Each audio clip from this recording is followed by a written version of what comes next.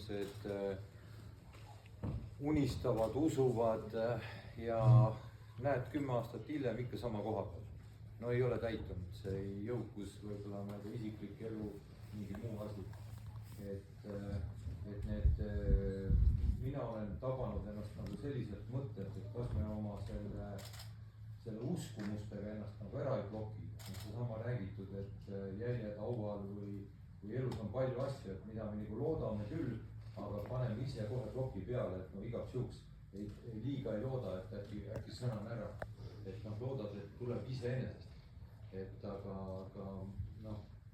mulle endale tundub, et mind on looja õnnistanud sellega, et ma nagu usun ilma piduriteta. Et niimoodi lihtsamast keeles, et rallit sõita ei saa, kui üks jalg on pidevalt piduritest. Et natuke sellest uskumustest asjadest, sest kas me enda lootusi sellega liiga vara nagu kinni ei pane. Et ei julge uskuma, siis ei tulegi sellega õnnistama. See on huvitav umbes, et tuli isegi jutuks, kui me tegime selle esimese ringi, et tuli selle jutuks, eks ole, puude istutamine ja ma mõtlesin oma sellise elukogemuse peale, et need imelised hetked, kui on võimalus nagu suguvõsaga puid istutada, siis ma alati olen palunud mitte istutada nimelisi puid. Te saate aru, miks? Kui sa istutad 10 puud, siis tõenäoliselt 1 kuivab ära. Ja mida see inimene tunneb, eks ole, kui ta on väga tundlik ja ta teab, et puu sisse läheb inimese hing või vähemalt selline uskumus on.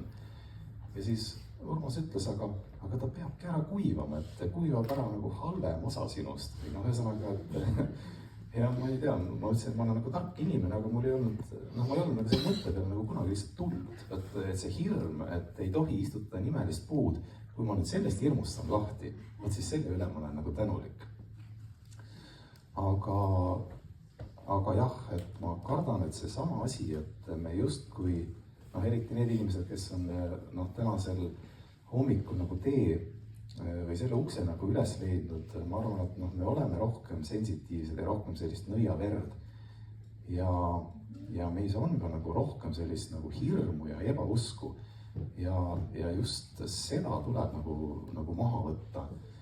Mina olen väga halb näide sellele vastamast, et ma mäletan, et ilmselt vanaisa ka ei mõelnud kõike läbi, et seesama käeuskumus, eks ole, et mis ajal sa seda kuuled, eks ole, ja mitu korda ta kukub. Ja mul on mingi lapsepõlve nagu pilt on ees, et eks ole, kevadkägu, eks ole, lapse hing hõiskab, istud siin aidatrepi peale maha ja siis kägu kukub ühe korra ja teise korra pealt läheb ta nagu okas kurku, teeb mingi kohutava kääksu ja jääbki nagu vait. Ja siis ma tunnen, et nagu otsa ette ilmub nagu külm higi, eks ole, ja ma hakkan nagu surma ootama. Et see on nagu nii õudne tunne. Ja ma kahtlustan, et selles mõttes kõige selle sisemise väe ja jõu juures, mida meie esivanemad kindlasti nad olid lähemal, kui meie oleme, siis ilmselt ka nende põhiteema oli ikkagi hirm, sest see maailm oli täis endeid, iga asi tähendas midagi, iga asi ütles sulle midagi, sa pidid olema, kõrvad pidid olema kogu aeg ja silmad pidid olema selja taga. Et paha lugu, Urmas, aga ma olen vastuse võlgu.